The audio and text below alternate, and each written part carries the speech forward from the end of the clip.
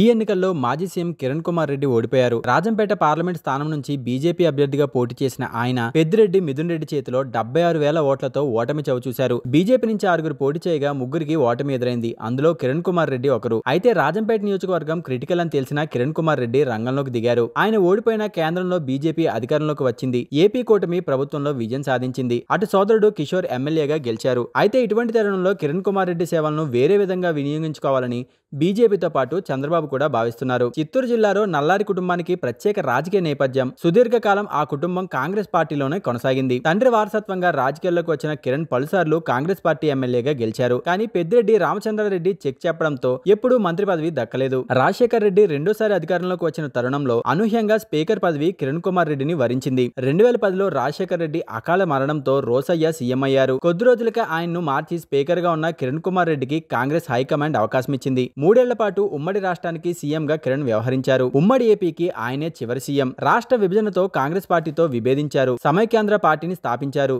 2014 ఎన్నికల్లో పోటీ చేశారు. ఒక్క స్థానాన్ని కూడా గెలవలేకపోయారు.